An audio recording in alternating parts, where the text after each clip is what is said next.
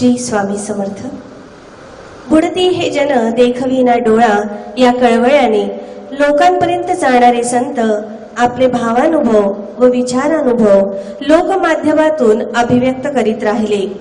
संतांचे हृदय हे आईच्या हृदयासारखे हळुवार असते। ते लोकांच्या दुःखाने दुखावते आणि सुखाने सुखावते। भ्रांत कल्पनांनी जीवनाची माती करणाऱ्या लोकांना सावरण्यासाठी संतांचे शब्द उत्कटपणे व्यक्त होतात।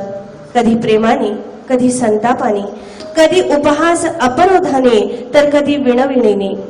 लोकोद्वाराच्या या तळमळीमुळेच संतांनी लौकिक छंद लोकगीताचे माध्यम वापरले। जे सूर ऐकताच लोकांचे कान टवकारले जातात, त्याच सुरात आपला परम आशय मांडला। भल्या पहाटे धर्म जागवित येणारा वासुदेव असो, सूर्योदयाच्या वेळी अलगूज गीते गाणारा पांगुळ असो, संबळ वाजवून देवीच्या नावाने गोंधळ घालणारा गोंधळी असो, की डमरूच्या साथीने भैरवाची स्तुती स्तोत्रे गाणारा भराडी असो, खंजिरी तुणतुणे यांच्या साथीने खंडोबाची लीळा चरित्रे गाणारा वाघ्या, या सर्व भूमिका संतांनी स्वीकारल्या। या बहुरूपी भूमिकेतून संतांनी रचलेली भारुडे जास्त परिणामकारक ठरली। कमी शब्दातील खोल अर्थ विचारांना प्रवृत्त करू लागला। संतांची ही अक्षर सेवा सद्गुरू श्री स्वामी समर्थ महाराजांच्या चरणी अर्पण करून त्यांच्यावरील ही भक्ती सेवा अशी अभंग राहो, या प्रार्थनेसह कार्यक्रमाची सुरुवात करूया। सोपान मुक्ताई एकनाथ नामदेव तुकाराम अशा नामस्मरणाने पंढरीची वाट दुमदुमत जाते। संत साहित्यात भागवत धर्मातील तत्वज्ञान व्यापक करण्याचे श्रेय एकनाथांना जाते। नाथ आदर्श गुरु होते। सर्वानुभूती अध्यात्म रुजविताना नाथांनी उपदेशाचे कार्य अत्यंत प्रेमळपणाने केले। सर्वसामान्य लोकांमध्ये रूढ असणारा भाव नाथांनी आपल्या रचनेत आणला। नाथांच्या बहुविध असणाऱ्या भारुडांपैकी सुप्रसिद्ध असणारे सगुण गुण माया आली कोल्हाटी खेळाया। कोल्हाटी हा पारंपरिक भटक्या लोकांच्या खेळांचा वर्ग। हे लोक स्वतःची कला दाखवून खेळ खेळून लोकांची करमणूक करीत असतात। या खेळावरच नाथांनी हे भारुड रचले।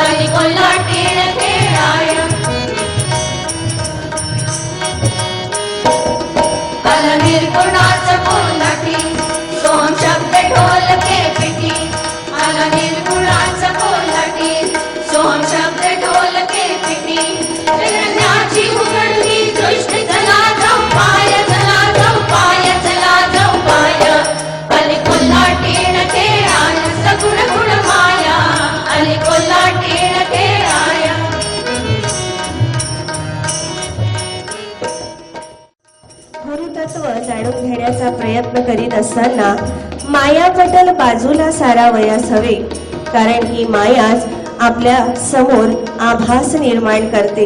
आणि म्हणूनच ही सगुण गुण माया म्हणजे कोण तर प्रकृती किंवा मूळ माया। या प्रकृतीने विश्वाचा खेळ मांडलेला कोल्हाटी जशी वेळू धरून उभी राहून आपला खेळ सुरू करते, तसा प्रकृती रूपी कोल्हाटीने वेळू धरून खेळ सुरू केला। पण हा खेळ सुरू असताना सद्गुरूंच्या दर्शनाची ओढ जागृत झाली। भिवू नकोस, मी तुझ्या पाठीशी आहे असे वचन देऊन या सद्गुरूने स्वस्वरूपाची ओळख करून दिली। हा कोल्हाटी म्हणजे दुसरा कोणीही नाही, निर्गुण निराकार तत्वाचे प्रकटीकरण करणारा तो माझा सद्गुरू। आणि या सद्गुरूने गुरुस्वरूपाची ओळख करून दिली। आणि त्यानंतर जप साधनेच्या बळावर ही उडी 21 वर्गांच्या वर गेली। हे 21 वर्ग 5 ज्ञानेंद्रिये, 5 कर्मेंद्रिये, 5 तन्मात्रा, एक मन, एक बुद्धी, एक अहंकार, एक प्रकृती आणि एक पुरुष याची जाणीव करणारी गुरुतत्व. कोल्हाट्याचा खेळ जसा हातात वेळू धरून असतो तसाच काहीसा आपल्या प्रपंचाचा खेळ, आणि म्हणूनच प्रपंच आणि परमार्थ जेणे सुगम मज लागी असा तो सद्गुरु आणि या कोल्हाट्याचा खेळ पहा.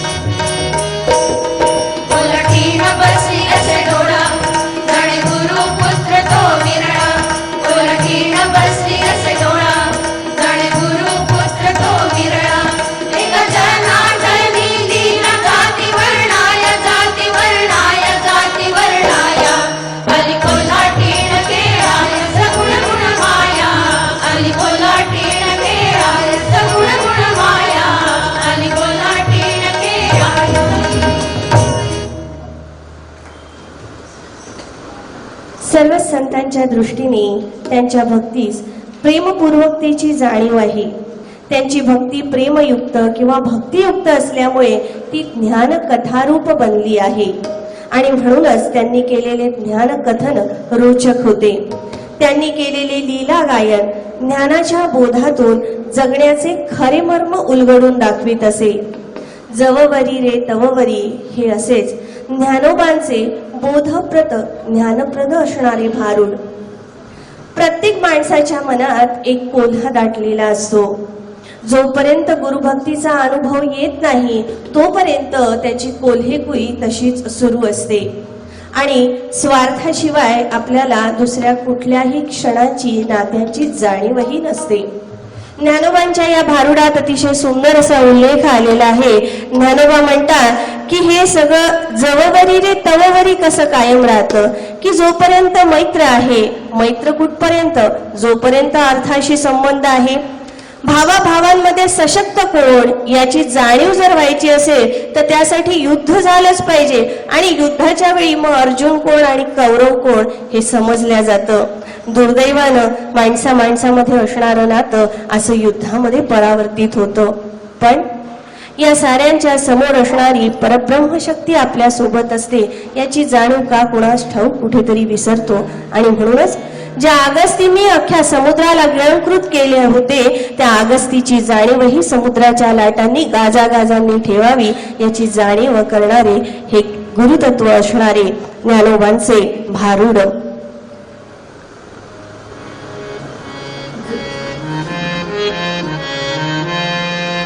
जवळी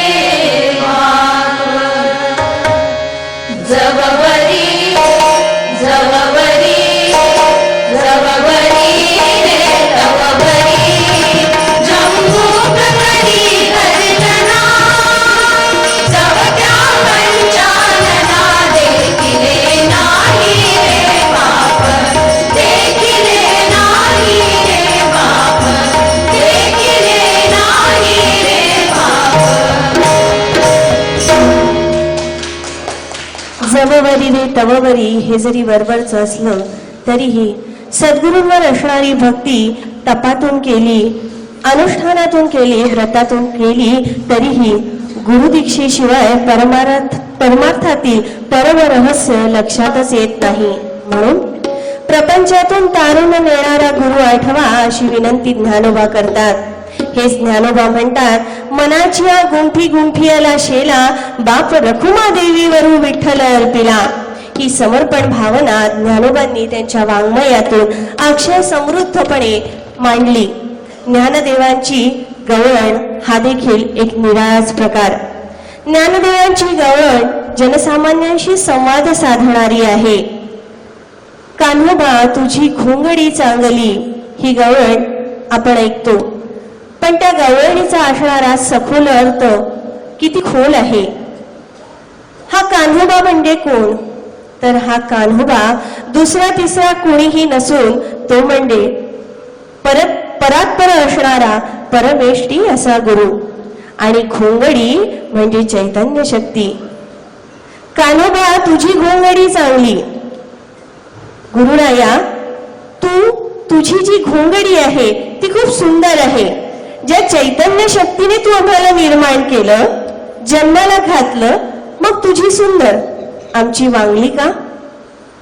आमचे दुर्गुण तरी कसे? तू तर आनंदाचे धागे विणून बुद्धीचे दान देऊन आम्हाला निर्माण केले. तू स्वतःच प्रेमरूप आहे, त्यामुळे ते प्रेम अनुभवण्यासाठी आम्ही निर्माण झालो, तरी सुद्धा विसरलो यातच संपूर्ण भाव आहे. कारण कोहम या शब्दाचा प्रभाव कमी आणि सोहम याचा अधिक. मी कोण आहे या शब्दाचा प्रभाव अधिक, आणि म्हणूनच या अहंकारातून निर्माण होते ती वासना. वासनेने निर्माण होतात काम, क्रोध, मद, मत्सर हे रिपू, आणि हेच रिपू मिळून घोंगडीस मलिन करतात.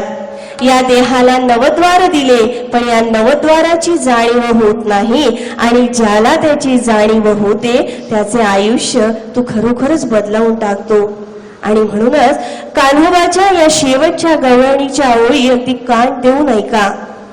कारण ज्ञानोबा म्हणतात, सत्ववृत्ती साधायची असेल तर जननी जठरातून लाभलेला जन्म बसून गुरुदीक्षेतून नवा जन्म प्राप्त करायला हवा. कारण गुरुपासून दीक्षा ग्रहण केल्यानंतर व्यक्तीस दिव्य जन्म लाभतो. मनात असणारा संदेह पार निवळून जातो आणि मन तत्पदी वृत्तीत म्हणजेच फक्त आणि फक्त सद्गुरूंच्या चरणी लीन होते.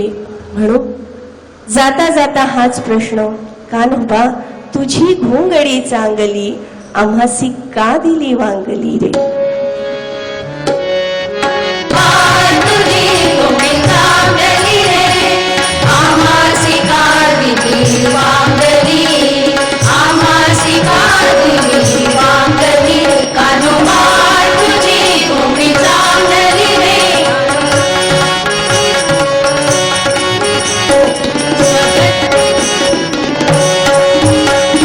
स्वगत सच्चिदानंदे मिळोनी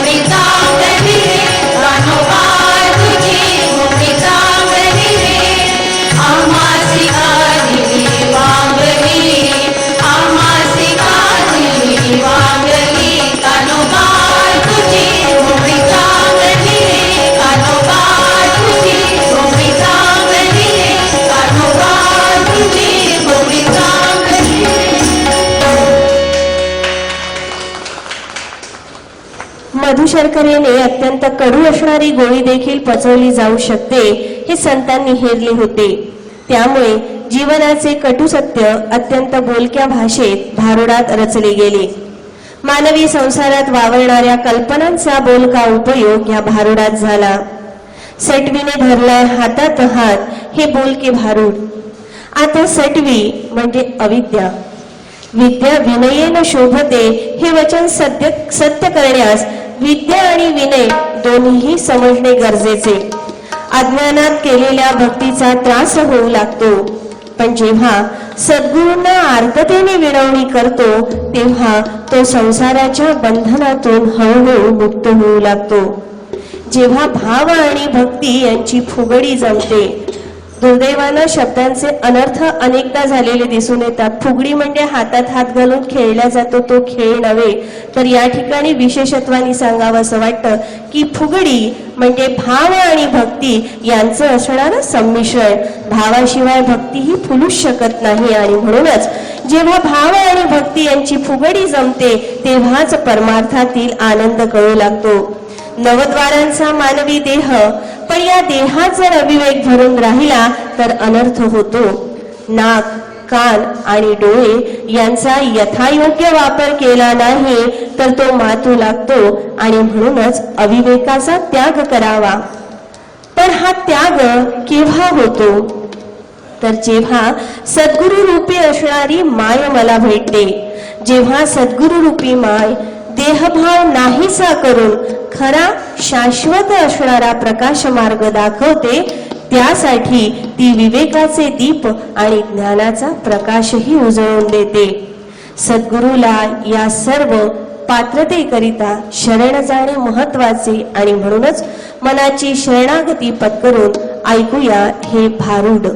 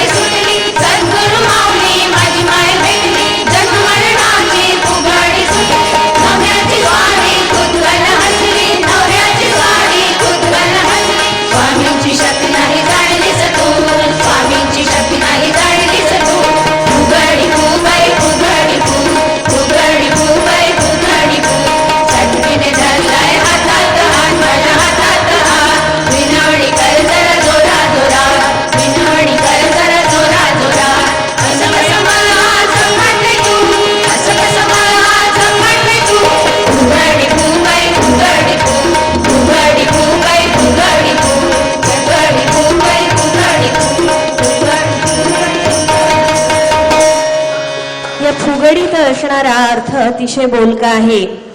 विपरीत करणी केली ग तू. भक्ती मार्गामध्ये असणारं रहस्य या ठिकाणी सांगितले आहे की जोपर्यंत मूलाधाराच्या कमळ पाकळ्या फुलत नाही, म्हणजेच विपरीत असणारी करणी होत नाही, तोपर्यंत आपल्या प्रगतीचं द्वारही उघडत नाही. आणि म्हणूनच सगळ्यांनी भाव आणि भक्तीची मैत्री घालायला काही हरकत नाही. खरं तर विविध संतांनी वेगवेगळ्या प्रकारच्या गवळणी लिहिल्या, विरहिणी लिहिल्या, भारुडं रचली. या संपूर्ण साहित्याचा अर्थ फक्त आणि फक्त एकच की परमेश्वरा सद्गुरूंविषयी असणारी जी काही आराधना आहे, जी साधना आहे, त्या साधनेचं रहस्य सर्वसामान्य लोकांपर्यंत सहज शब्दात न जाता कूट शब्दातून मांडणं. रात्रकाळी घागर काळी ही अशीच एक असणारी गवळण. या कवळणीमध्ये साधारण उभं असणारं जे काही चित्र आहे ते चित्र म्हणजे राधा आणि कृष्णाचं असणारं चित्र आहे. आता राधा आणि कृष्ण हे शब्द म्हणजे भगवंताला अत्यंत प्रिय असणारे. भगवंत सद्गुरू म्हणजे माझा कोण, तर तो माझा प्रियकर. आणि म्हणूनच प्रियसी आणि प्रियकराचं नातं या गवळणीमध्ये व्यक्त झालेलं आहे. भगवंताला प्रियकर मानल्यानंतर त्याच्याबरोबर लवाडी करून प्रीत भावना व्यक्त करण्याची जाणीव काही गवळणीतून व्यक्त होते. तशी ही रात्रकाळी घागर काळी ही गवळण. विष्णुदास नामा यांच्या रचनेतील या गवळणीला कृष्ण भेटीची आस लागली आहे. कृष्ण म्हणजे जगद्गुरु आणि म्हणूनच या गुरुला भेटण्याची आस तिला लागली आहे. याकरिता घरातल्या सर्वांची नजर चुकवून ती यमुनेला निघाली आहे. भक्ती मार्गातलं हे रहस्य की प्रत्येक व्यक्तीच्या आयुष्यात एक क्षण असा येतो की त्याला त्याची भक्ती अशी उघड करता येत नाही आणि म्हणून लपून तो आपल्या प्रियकराजवळ जात असतो, सद्गुरूंजवळ येत असतो. आणि तशीच ही प्रियसी घरातल्या सर्वांच्या नजरा चुकवून आता यमुनेवर पाण्याला निघाली आहे. पाणी आणि पाण्याचं रहस्य पुढे आपण जाणूनच घेणार आहोत. ती पाण्याला निघाली. ती म्हणते, रात्र झाली आहे, काळाकुट्ट अंधार पडला आहे. ज्या यमुनेचं पाणी आणायचं ते पाणीही काळ, घागरही काळी, डोक्यावरची खोल असणारी घागरही काळी, हातातले बिलवरही काळे, गळ्यामध्ये घातलेल्या मोत्यांचा सर देखील काळा.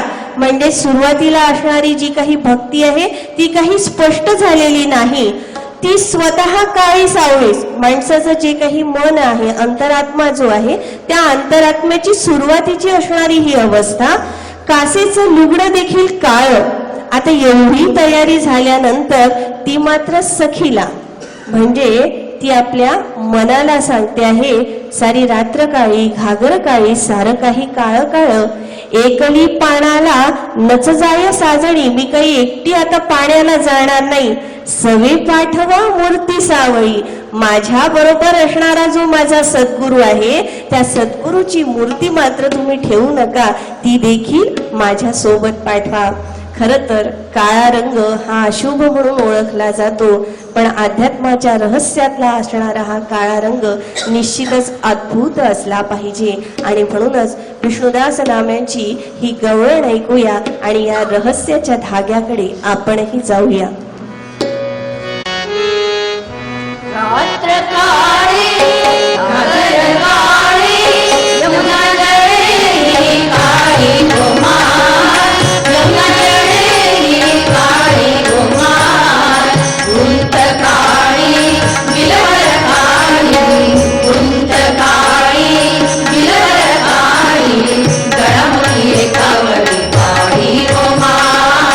गळामध्ये कावडी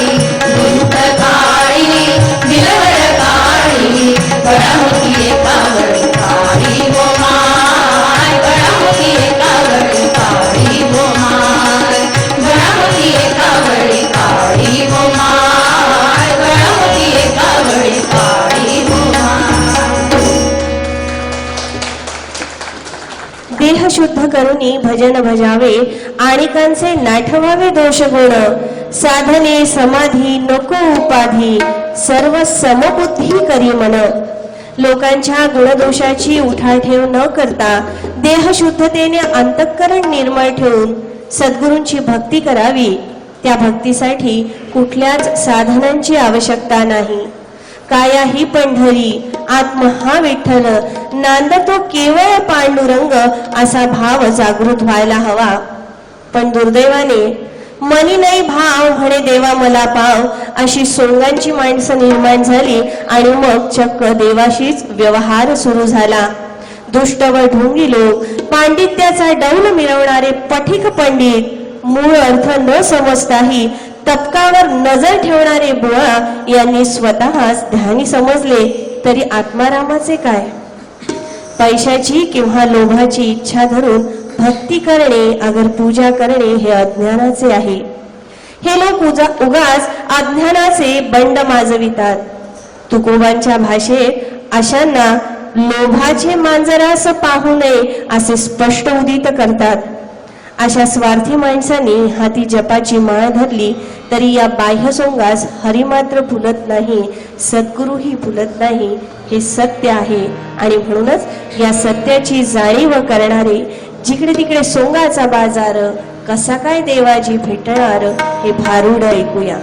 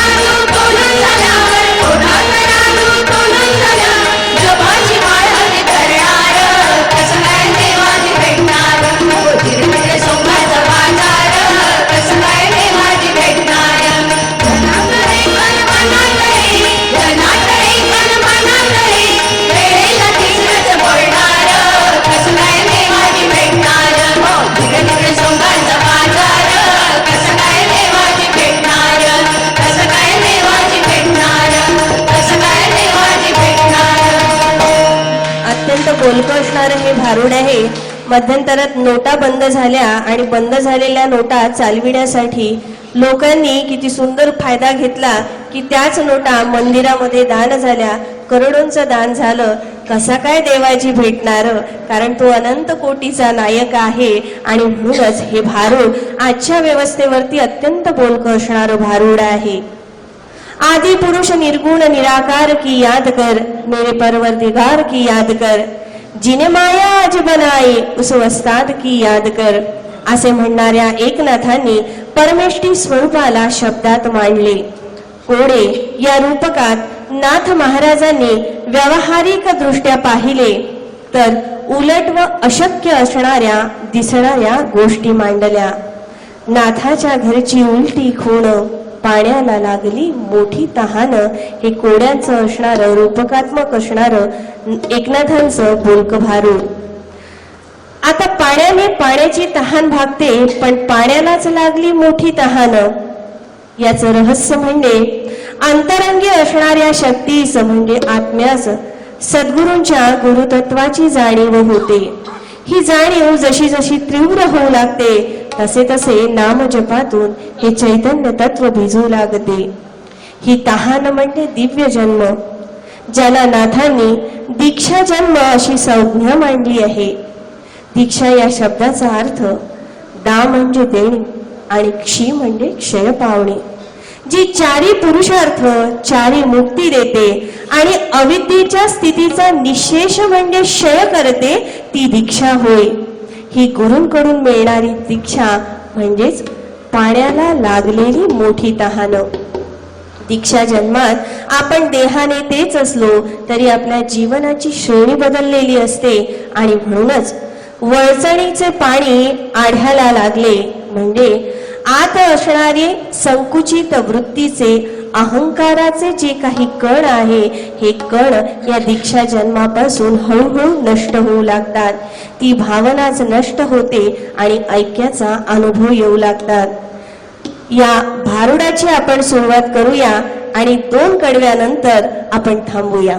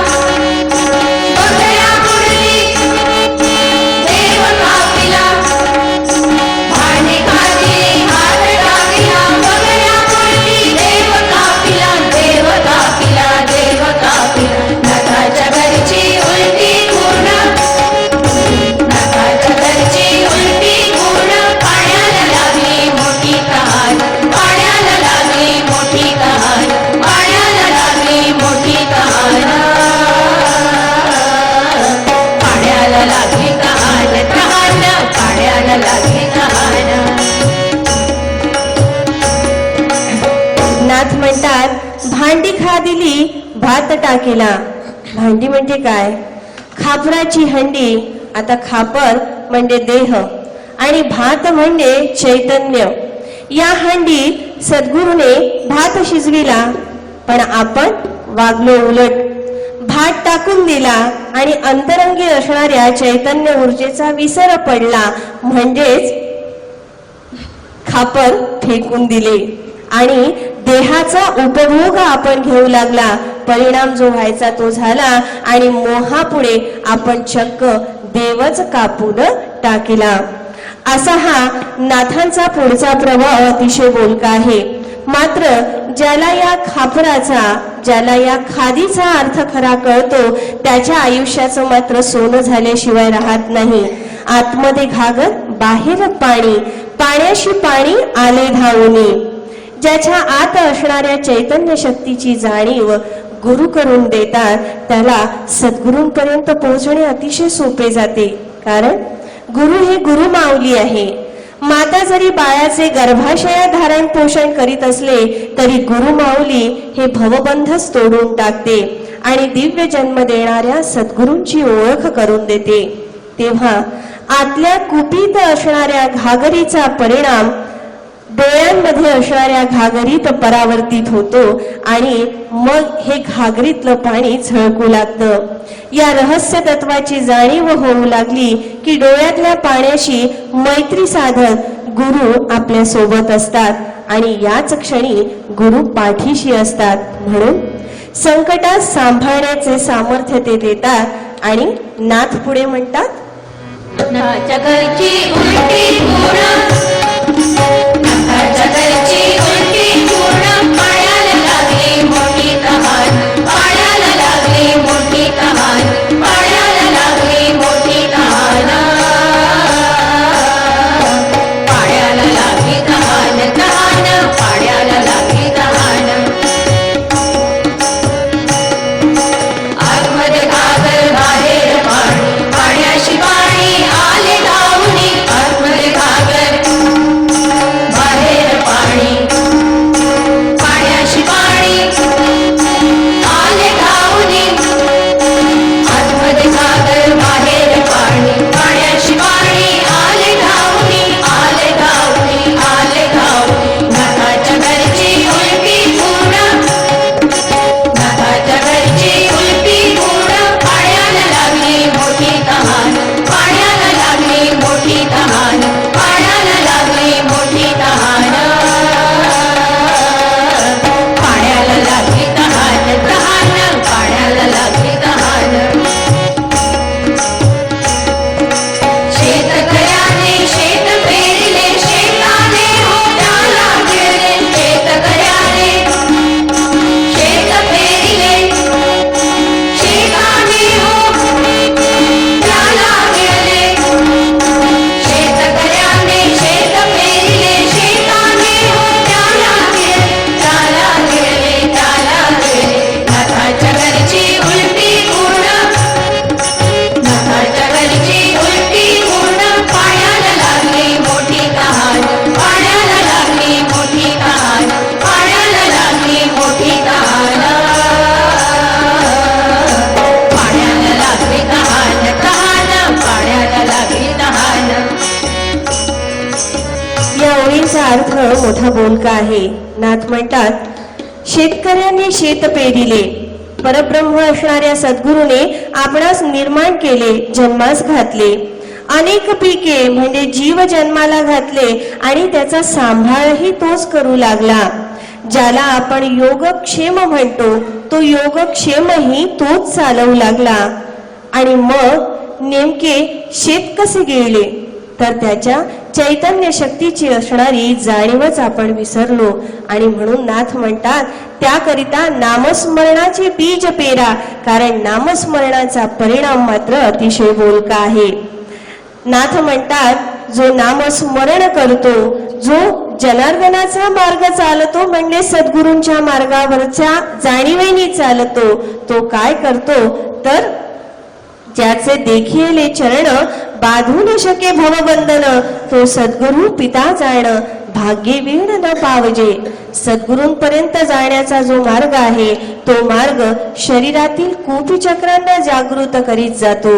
मूलाधार, स्वाधिष्ठान, मणिपूर, अनाहत आणि आज्ञाचक्र असा तो प्रवास आहे. आणि म्हणून नाथ म्हणतात, हा उलटा प्रवास आहे. हा प्रवास सुरू होतो तो दीक्षा जन्मातून, जन्मोजन्मीच्या भवबंधनातून पार होतो. या मार्गाने जाण्याची ज्याला जाणीव होते त्याच्यावरच गुरूंची पूर्ण कृपा होते आणि तोच गुरूंचा बेटाही होतो. आणि म्हणून नाथ पुढे म्हणतात, नाथाच्या घरची उलटी पूर्ण, नाथाच्या घरची उलटी पूर्ण, पायाला लागली मोठी तहान, पायाला लागली मोठी तहान, पायाला लागली मोठी तहान, पायाला लागली तहान, तहान, पायाला लागली तहान.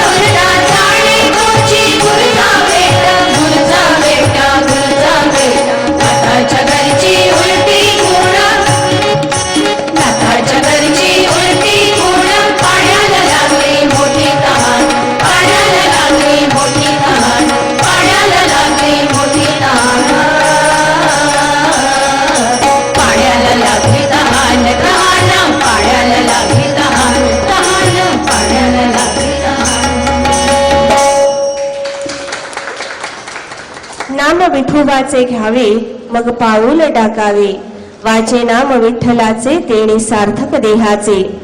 आठविता पाय त्याचे मग तुम भय कैसे, अखंडित नामस्मरण बांधून शके तया विघ्न, अहो मांडियला खेळ. भक्तीचे विश्व व्यापक करणारी नामदेवांची जनाबाई प्रत्येकाच्या मनामनात. जनाबाईंच्या दृष्टीनं फक्त आणि फक्त सद्गुरूंप्रती असणारा प्रेमविकास आणि प्रेमविकासच शिल्लक राहतो. भक्त भक्तीतून सद्गुरूंना जिंकतो आणि मग भक्ती प्रेम स्वरूप झाली की सद्गुरू आपल्या जवळ येतो. या आदर्श भक्तिगाथेचं असणारं नाव म्हणजे जनाबाई. नामयाची जनी असलेल्या जनाबाईने लौकिकाच्या पलीकडील परम जीवाशिवाची भेट आपल्या अभंगातून दर्शविली आहे. जनाबाईच्या भक्तीमध्ये रमली होती ती कृष्ण प्रीती, सद्गुरु प्रीती तिच्या मानसिक सुखाचे आगर होय. तिच्या अभंगात स्त्रीच्या मनात सहज असणारे सुलभ मातृत्वाचे प्रेमतंतू येतात. तत्कालीन स्त्रियांसाठी काळ पोषक नसला तरी जनाबाईने विठ्ठलाशिवाय आपले दुःख दुसरीकडे कुठेच व्यक्त केले नाही. बाप, बंधू, सखा, पंढरीनाथ, केशवा सारे सारे त्याला अर्पण केले आणि म्हणूनच या पंढरीच्या चोरास तिने धरले. नुसते धरलेच नाही तर आपल्या गळ्यामध्ये कंठामध्ये सतत त्याचे नामस्मरण करून या नामस्मरणाच्या दोराने त्याला बांधून ठेवले. हृदयाचाच बंदीखाना केला आणि या बंदीखान्यात त्याची आर्ततेनं आठव करू लागली. नामस्मरणाची जवाजोडी केली आणि विठ्ठलाच्या चरणावरती अर्पण केली. अशा या जनाबाईची ही गवळ ऐकूया.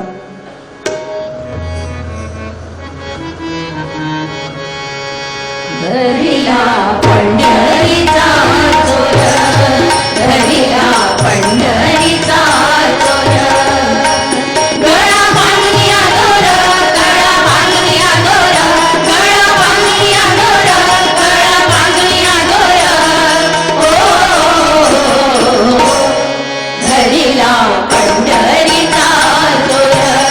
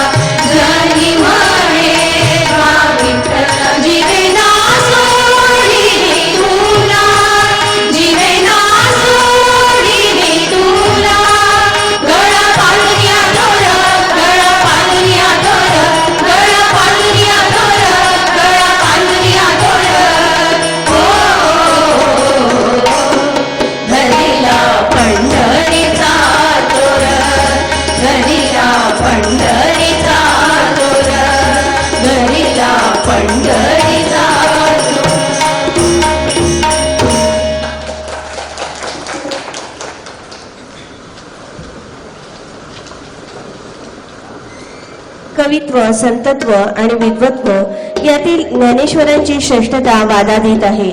ज्ञानेश्वरी, अमृतानुभव, चांगदेव पासष्टी अशा शेकडो अभंग इत्यादींची रचना करून ज्ञानेश्वरांनी ब्रह्मविद्येचा सुकाळा करून सोडला. अरूपाचे रूप उभे करण्यात ज्ञानोबांचे काव्य यशस्वी ठरले, पण ज्ञानोबांची फारुड तत्वज्ञान व्यक्त करीत राहिले. काट्याच्या आणीवर हे भारूड गुरुतत्वाच्या आलेखाचे चित्र उभे करणारे आहे. या भारुडाची सुरुवात करून आपण या भारुडाच्या 2 कडव्यानंतर पुन्हा थांबूया.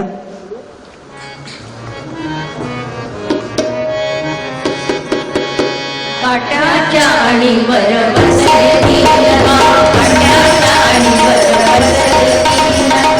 दोन ओसाड एक बसे चिना, दोन ओसाड एक बसे चिना, बसे चिना, बसे चिना, बसे चिना, बसे चिना.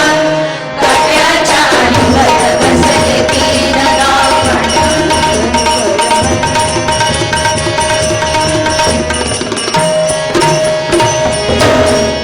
बसे चिना.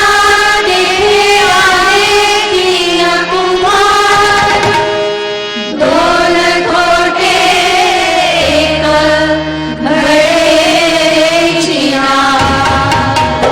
घडे चिना, घडे चिना, घडे चिना, घडे चिना. काट्याच्या आणीवर बसले दीनगाव, काट्याच्या आणीवर बसले दीनगाव. घडी चिना त्याने घडली तीन मडकी, दोन कच्ची एक माझे चिना. भाले चिना, भाले चिना, भाले चिना, भाले चिना. काट्याच्या आणीवर बसले दीनगाव, काट्याच्या आणीवर बसले दीनगाव. आता 3 गाव, अजर अमर अशा या देहात 3 गावं वसली आहे. 3 म्हणजे इडा, पिंगला आणि सुषुम्ना नाडी. इडा नाडी जी शरीरातून उजवीकडून डावीकडे जाते, जिचा वेग गंगेच्या प्रवाहासारखा असतो. उजवीकडून डावीकडे जाणारी पिंगला म्हणजेच जिला यमुनेच्या प्रवाहाप्रमाणे म्हणावं तशी, आणि सुखमन असणारी शरीरातील मेरुदंडाच्या मधोमध असणारी सरस्वती म्हणजे सुषुम्ना नाडी. या 3 नाड्या नाकाच्या प्रारंभी एकत्रित होतात, त्यांचा तिथे संगम होतो आणि हे 3 गाव एकत्रित होतात. हे 3 तत्व जागृत झाले तर उत्तम, पण यातले 2 तत्व जागृत होत नाही. सद्गुरूंची जाण असणाऱ्याला ती जागृत करण्याची क्षमता निर्माण होते. यातले 2 जागृत झाले नाही. आज्ञाचक्रापर्यंत जो आला तो तर भक्तच, पण जो आज्ञाचक्रापर्यंत येत नाही त्याचं 3रंही असणारं गाव वसतच नाही. त्यात आले 3 कुंभार म्हणजे सत्व, रज आणि तम. त्यातील सत्व आणि रज यांचा प्रभाव कमी आणि तमाचा जास्त म्हणजेच अहंकाराचा प्रभाव जास्त, म्हणून राहतात मडकी कच्ची. त्यातली 3 मडकी म्हणजे जागृती, स्वप्न व सुषुप्ती. त्यातील 2 कच्चे राहतात आणि सुषुप्तीची जाणीव निर्माण झाली तर उत्तम, पण ती राहत नाही. आणि मग येतात 3 मूग. यातले 2 हिरवेच राहतात आणि 1 मूग शिजतच नाही. अशा वेळी येतात ती 3 पाहुणे. ऐकूया पुढील भारूड. काट्याच्या आणीवर बसले दीनगाव, काट्याच्या आणीवर बसले दीनगाव. भाले चिना त्याने राहिले 3 मूग, 2 हिरवे एक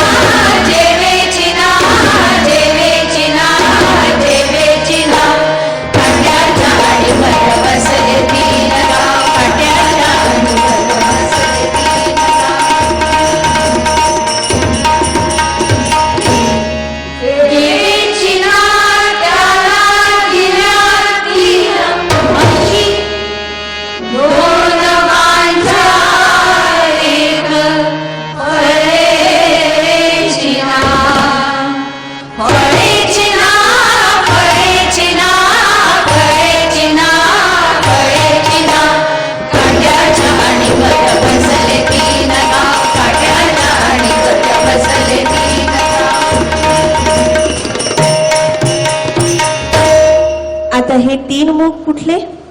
3 मुख म्हणजे इच्छा, वासना आणि कल्पना. त्यातले 2 मुख कच्चे आणि एक शिजतच नाही. माणसाच्या मनामध्ये असणाऱ्या इच्छा कधी संपत नाही, त्याच्या वासनेचा मोह शांतच होत नाही आणि कल्पनेने तर आपण कुठेतरी दूर अंतराळातच असतो. मग आता या 3 ठिकाणी 3 पाहुणे आले. भूतकाळ, भविष्यकाळ आणि वर्तमान काळ. इच्छा, वासना आणि कल्पनेचं बळ तसंच वाढू लागलं. ऐकलं नाही, ऐकलं नाही, ऐकलं नाही, पण माऊलीला येते ना कृपा, म्हणून त्यांनी 3 म्हशी दिल्या. पण गंमत, 3 म्हशी त्याच्यातल्या 2 वांज ठरल्या आणि एक काही फळली नाही. आणि त्या 3 म्हशी म्हणजे कर्म, संचित आणि प्रारब्ध. प्रारब्धाची दैवगती भोगावी लागते. संचित कर्म असेल तर सद्गुरूंपर्यंत येतो. सद्गुरूंची कृपा झाली की गुरुचा हात मस्तकावर येतो आणि आपोआपच पुढचं कार्य सुरू झालेलं असतं. पण असं होत नाही. कसं काय देवाजी भेटणार हा प्रश्न पुन्हा इथे येतो. कारण त्याला होतात 3 टोणगे. जे काही स्वस्त असेल, सोपं असेल ते करायचं. खडे असो, ग्रह असो, नक्षत्र असो, त्याचा खेळ करायचा. त्यातून निर्माण होतात टोणगे. 2 मेले, 1 वाचेची ना. होईल की नाही, होईल की नाही, होईल की नाही, होईल की नाही. 2 मरतात आणि 1 मात्र वाचत नाही. चला पुढे होऊ द्या.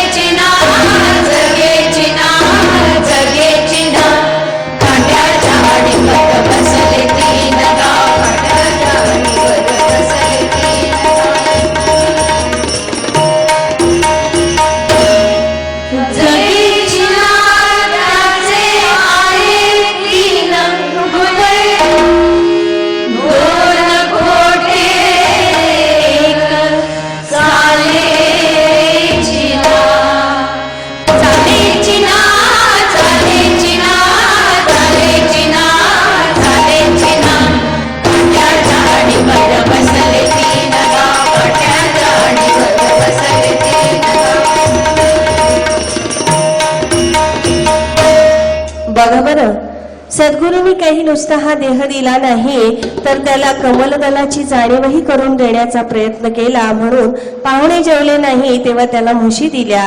म्हशी म्हणजे वासनामय कोश आहे आणि म्हणून क्रियामान कर्म, संचित कर्म आणि प्रारब्ध भोग नियमानुसार त्याने समान दिले. पण त्याला ज्याला त्याची जाणीव होती त्यानं मात्र त्याचा उपयोग केला का नाही हा ज्याचा त्याचा प्रश्न. 2 म्हशी वांज राहिल्या, प्रारब्धाचे भोग राहिले. संचित कर्माच्या बळावर मात्र सद्गुरूंचं द्वार दिसलं, पण कर्म काही जाणत झालं नाही आणि त्यामुळे पुढे त्याला 3 टोणगे झाले. इथपर्यंतचा प्रवास अतिशय सुंदर आहे. खूप व्रत, तप, अनुष्ठान सारं करून झाली, पण तरीही काही वाचत नव्हतं. म्हणून मग मोठा प्रश्न आला. आता वाचेची ना त्याचे आले 3 रुपये. काही गेल्या वाचत नाही म्हणून त्याचे 3 रुपये आले. आता हे 3 रुपये कुठले तर विवेक, वैराग्य आणि मोह. विवेकाची जाणीव ठेवली तर वयानुसार वैराग्याची जाणीवही प्राप्त होऊ लागते आणि आपोआपच मोह हा नष्ट होतो. पण तो निर्माण झाला पाहिजे. मग यातली गंमत अशी झाली की 2 खोटे झाले आणि 1 चालला नाही. मोह देखील सुटला पाहिजे ना, तो काही सुटला नाही आणि म्हणून विवेकाचं बोट आणि वैराग्याचं बोटही काही धरता आलं नाही. पुढे तर त्याच्याही पेक्षा अतिशय बोलकं असणारं ज्ञानोबा या ठिकाणी ओव्या मांडतात. चालीची ना तेथे आले 3 पारधी. पारध्याची नजर इतकी सूक्ष्म असते की त्याने का एकदा त्याचा नेम ठरवला की तो कितीही चुकवायचा प्रयत्न केला तरीही चुकत नाही. आणि म्हणून चालीची ना तेथे आले 3 पारधी, 2 आंधळे एक दिसेची ना. त्या ठिकाणी पारधी आले आणि 2 आंधळे होते, एकाला दिसतच नव्हतं. जोपर्यंत आपल्यामध्ये आर्तता निर्माण होत नाही तोपर्यंत जिज्ञासू निर्मितीचीच कल्पना आपल्या मनात येत नाही. आणि या जिज्ञासूपणाच्या दृष्टीने ज्ञाती असणाऱ्या व्यक्तीजवळ जाण्याचा प्रयत्न केला तर त्या ज्ञानाची देखील जाणीव आपल्याला होत नाही. आणि म्हणून ज्ञानदेव पुढे म्हणतात, काट्याच्या निवर बसले 3 गाव.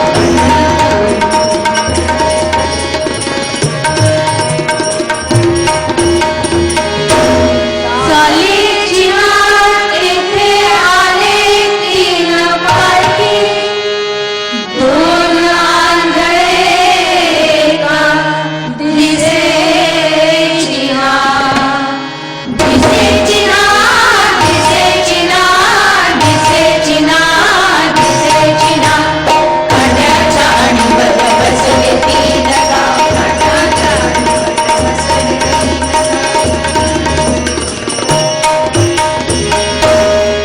दिसेची ना, त्याला मारल्या 3 भुक्या, 2 हुकल्या एक लागेची ना.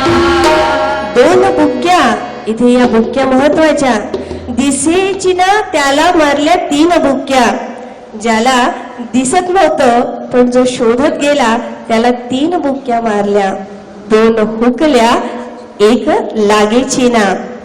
क्रियामान कर्म गुरूंच्या भेटीतून सकारात्मक होत जातं. संचिताच्या बळावर गुरु भेट होते आणि प्रारब्ध भोग कमी होतात. शेवटची बुक्की महत्वाची. प्रारब्ध संचित क्रियामान भक्ता लागे नाहीत जाण. ज्याने पारध्याप्रमाणे आपले लक्ष आपले साध्य स्पष्ट केले त्याची साधना गुरूंच्या माध्यमातून सद्गुरूंच्या चरणापर्यंत जाणारच. आणि म्हणून ज्ञानोबा शेवटच्या ओळीत म्हणतात, दिसेची ना त्याला मारल्या 3 भुक्या, 2 हुकल्या एक लागेची ना. लागेची ना, लागेची ना, लागेची ना, लागेची ना. काट्याच्या निवर बसले 3 गाव. काट्याच्या निवर बसले 3 गाव. ज्ञानदेव म्हणे याचा तो अर्थ, सद्गुरु वाचोनी कळेची ना. कळेची ना, कळेची ना, कळेची ना, कळेची ना. काट्याच्या निवर बसले 3 गाव. काट्याच्या निवर बसले 3 गाव. काट्याच्या निवर बसले 3 गाव. सद्गुरूंशिवाय हा मार्ग कळणार नाही हे सत्य ज्ञानोबांनी सर्वसामान्य लोकांच्या जनमनात रुजविले होते. विवेकावीण वैराग्य आंधळे, वैराग्यावीण विवेक पांगुळे, हे एकाएक अवेगळे झाल्यावीण न कळे परमार्थ. संतांना तत्वज्ञान सांगायचे नव्हते तर ते समाजात रुजवायचे होते. त्यांना समाजातला विवेक जागा करावयाचा होता. विवेक संपन्न माणूस हा त्यांचा केंद्रबिंदू होता. सर्व मानव निर्मित दुःखाचे मूळ अज्ञान व त्यातून उदय पावणारा अविवेक यात आहे. अविवेकाच्या पोटी भोग वासना, संशय, कपट, अहंकार, क्रौर्य, दृष्टपणा, संघर्ष, गैरसमज, उर्मटपणा, आकुंचितपणा इत्यादी प्रकार उद्भवतात हे ते जाणून होते. अविवेकी माणसाला स्वतःच्या सुखापुढे काही दिसत नाही, पण या खोट्या सोंगामुळे मात्र देहाचं सोनं काही करता येत नाही. अरे कृष्णा, अरे कान्हा, मनोरंजना, मोहना हे देखील अत्यंत बोलके असणारे भारूड. संतांचा सन्मान कसा ठेवावा, सद्गुरु चरणी लीन कसे व्हावे याचे रहस्य या नाथांच्या भारुडात आपण ऐकूया.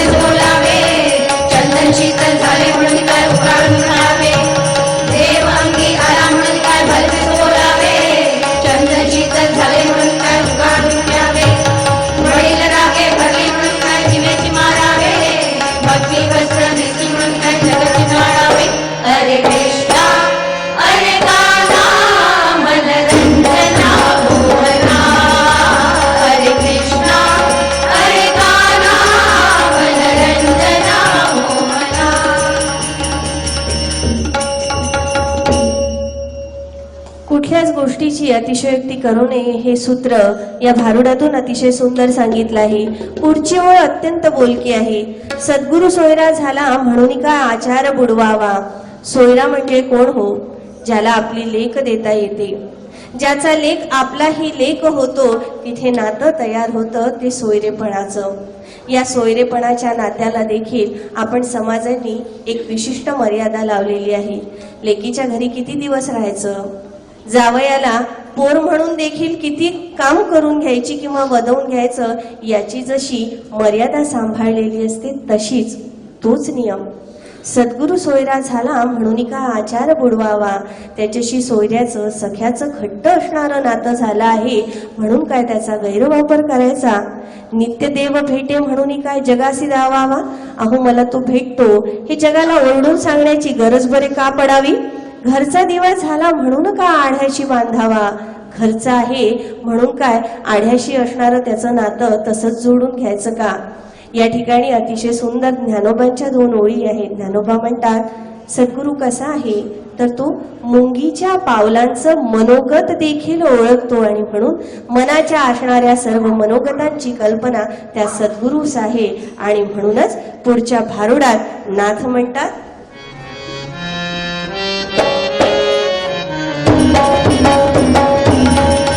हरे कृष्णा हरे गाना मनरंजना मोहना.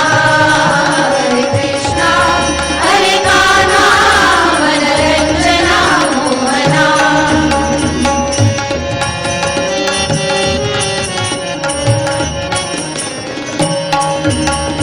सद्गुरु सोयरा झाला म्हणून काय आचार बुडवावा. नित्यदेव भेटे म्हणून काय जगासी दावावा. सद्गुरु सोयरा झाला म्हणून काय आचार बुडवावा. नित्यदेव भेटे म्हणून काय जगासी दावावा. घरचा दिवा झाला म्हणून काय आढ्याशी बांधावा. देवाच्या हातून म्हणे हरी हा गुप्त जोडवावा. हरे कृष्णा हरे गाना मनरंजना मोहना. हरे कृष्णा हरे गाना मनरंजना मोहना. हरे कृष्णा हरे गाना मनरंजना मोहना. मनरंजना मोहना. मनरंजना मोहना.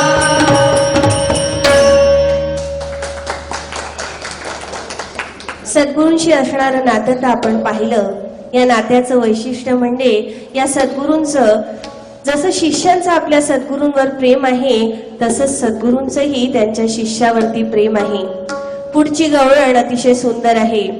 पंढरीचा विठोबा एकीकडे आणि मा रुक्मिणी दुसरीकडे. याचं चित्र गवळणीने किती सुंदर रंगविलेलं आहे. पुढची असणारी गवळण म्हणते की रुक्मिणीला राग आला आहे. एका स्त्रीच्या मनाचं अतिशय सुंदर असणारं प्रतीक आहे. जगातली प्रत्येक स्त्री जर कुणावर रुसत असेल तर ती फक्त आणि फक्त तिच्या हक्काच्या सख्यावरती, तिच्या पतीवरती रुसत असते. आणि म्हणून रुक्मिणी रुसते आणि कोपऱ्यात बसते. राग कशाचा आलाय बरं का तिला, की विठोबाला साऱ्या संतजनांच्या मेळ्याची जाणीव आहे पण माझ्याकडे काही लक्ष द्यायला त्याला वेळ नाही. पण अतिशय गोड शब्दामध्ये संतांची असणारी ही जाणीव या गवळणीमध्ये व्यक्त झालेली आहे. रुक्मिणीचं हे मनोगत ऐकूया या गवळणीतून.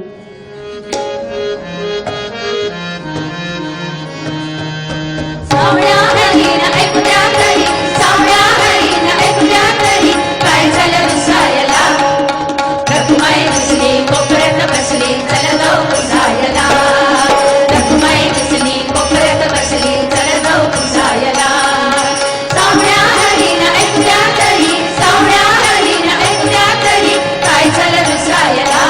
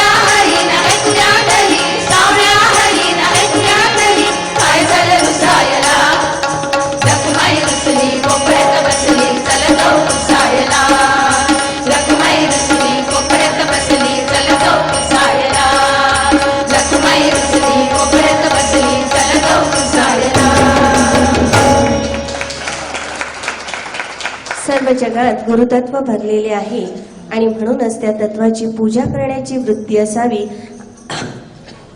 हा सद्धर्माचा विचार संतांनी आत्मसात केल्यामुळे हा उच्च, हा नीच, हा चांगला, हा वाईट, हा पुण्यवान, हा पापी असा भेदच त्यांच्या मनात उरला नाही. एकाचाच हा विस्तार असल्याने समान बंधुत्वाची जाणीव असणे अगत्याचे आहे. तुका म्हणे एका देहाचे अवयव सुख दुःख जीव पावे, हे सर्व एकाच देहाचे अवयव सद्गुरूंचे अंश आहे. हा विचार जर सर्वांनीच आचरणात आणला तर परस्परांमध्ये असणारे हेवे धावे मिटतील व कटुताही कमी होईल. ज्यावेळी समाजात स्पृश्यतेचा पसारा फारच माजला होता, अशा वेळी संतांनी धर्म, जात, पंथ विसरून सद्गुरु कृपेची आस धरली होती. शुद्धाशुद्ध निवडे कैसे, चर्ममास भिन्न नाही, ही जाणीव संतांजवळ होती. संतांच्या मेळ्यात हे भेटीचे रहस्य होते. सद्गुरू व शिष्य यांच्यामध्ये भेद नसतो, त्यांच्यात वेगळेपणा दाखविता येत नाही. कस्तुरीमध्ये माती मिसळली की ती कस्तुरी होते, मात्र शिष्याचा भाव शुद्ध हवा. गुरु शिष्यात भक्तिप्रेमाचे बंधन दृढ झाले पाहिजे. म्हणजे कुंभार असला तरी पायाखाली तुडवलेले गोऱ्या कुंभाराचे बाळ त्याला पुन्हा प्राप्त होते. शिंपी असला तरी नामाच्या नैवेद्यासाठी तो आतुर झालेला असतो. देवसेनेसाठी तो वेगाने धावून जातो आणि जगाच्या व्यवहाराला तो तोडून टाकतो. आनंदाचा ठाव झाला माझे चित्ती, सागर तो किती उपमेसी, देह नव्हे मी हे सारे, देह नव्हे मी हे सरे, उरला ओरे विठ्ठल विठ्ठल विठ्ठल. संतांचं असणार हे रहस्य ऐकूया पुढील गवळणीतून.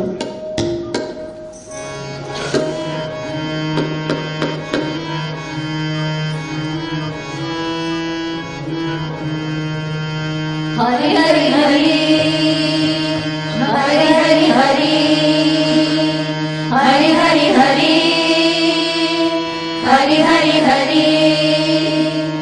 माझा विठ्ठल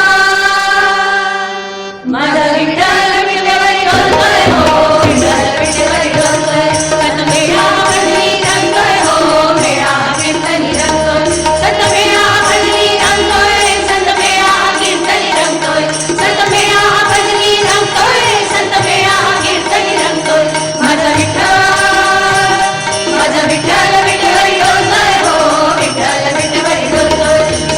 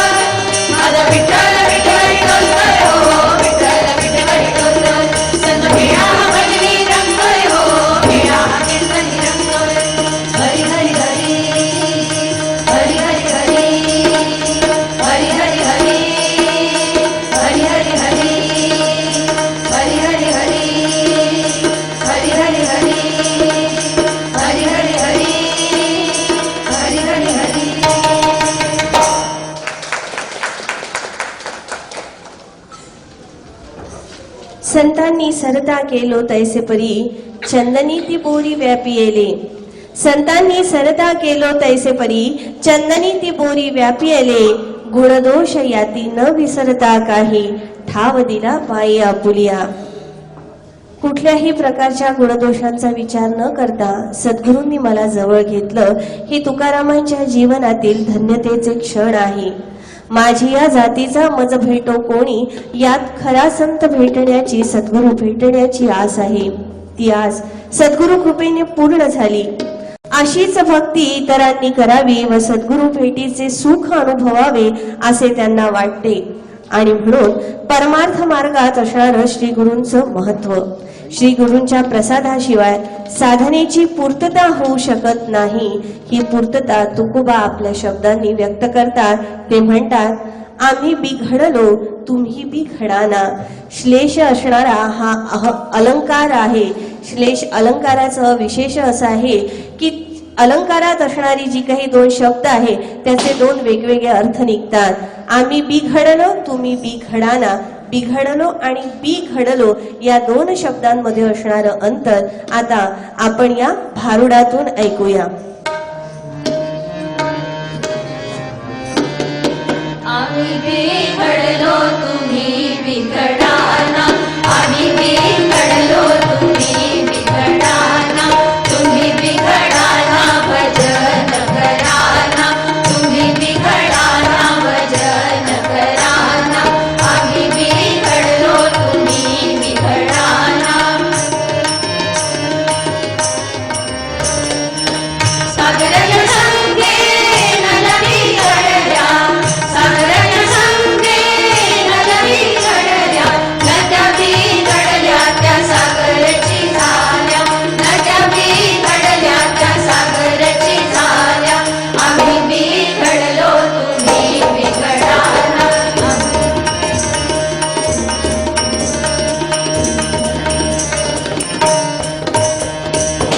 चंदनाळ संगे वृक्ष बिघडले. चंदनाळ संगे वृक्ष बिघडले. वृक्ष बिघडले ते चंदनची झाले. वृक्ष बिघडले ते चंदनची झाले. आम्ही बिघडलो तुम्ही बिघडाना. आम्ही बिघडलो. तुकोबा म्हणतात, चंदन वृक्षाजवळ असलेले बोरीचे झाडही गंधमय होते. ते चंदनच होते. त्याचप्रमाणे सद्गुरूने मलाही कृतार्थ केले आहे.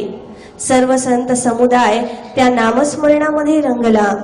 नदी जशी शांत वाहत जाऊन समुद्रात जाऊन मिळते तशी सर्व संत मंडळी गुरु परंपरेच्या पवित्र प्रवाहात सहभागी झाले, सामील झाले आणि नद्या देखील समुद्र झाले. साधनेच्या बळावर सारेच वृक्ष चंदनाचे झाले.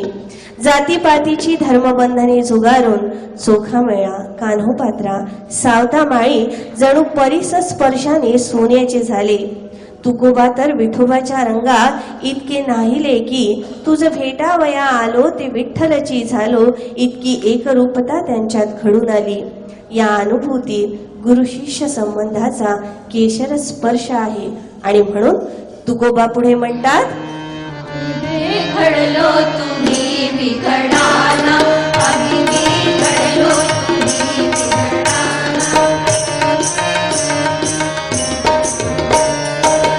परिसल संगे लोह बिघडले. परिसल संगे लोह बिघडले. लोह बिघडले ते सुवर्णची झाले. लोह बिघडले ते सुवर्णची झाले. आम्ही बिघडलो तुम्ही बिघडाना. विठ्ठल संगे तुला बिघडला. विठ्ठल संगे तुला बिघडला. तुका बिघडला तो विठ्ठलची झाला. तुका बिघडला तो विठ्ठलची झाला. आम्ही बिघडलो तुम्ही बिघडाना.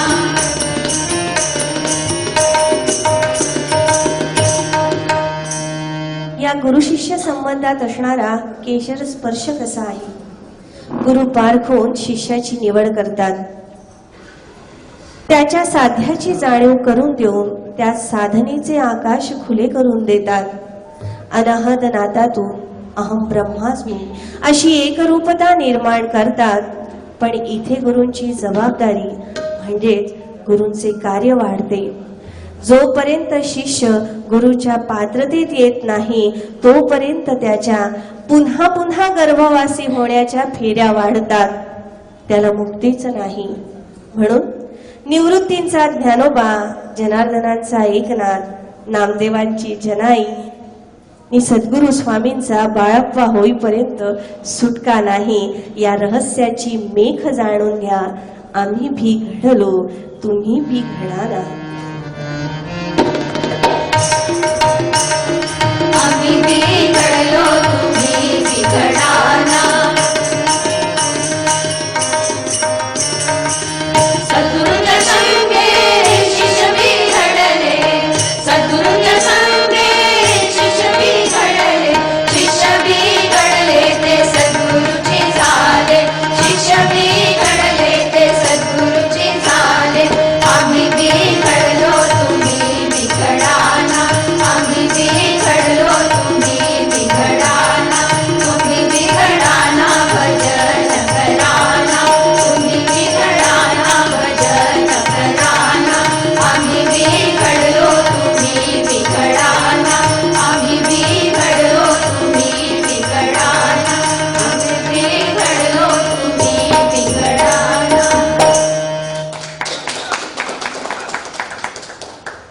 सद्गुरूंचरणी ही भारुडांची सेवा अर्पण केली आहे.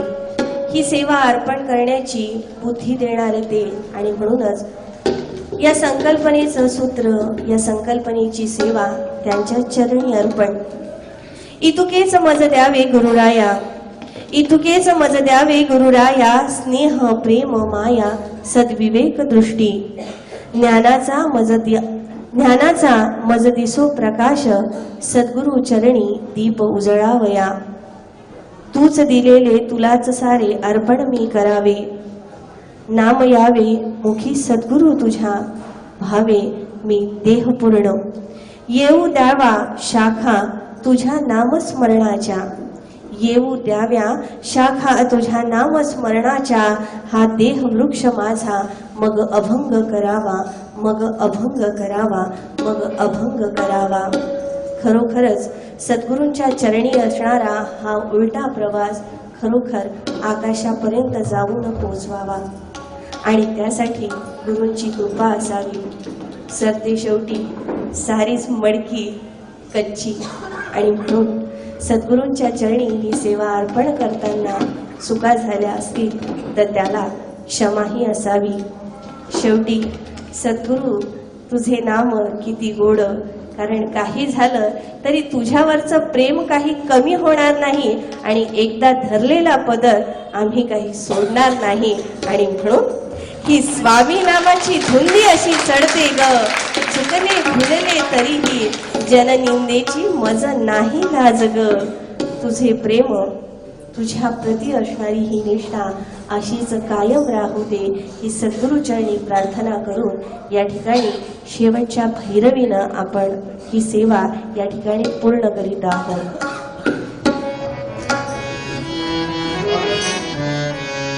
स्वामी नामाची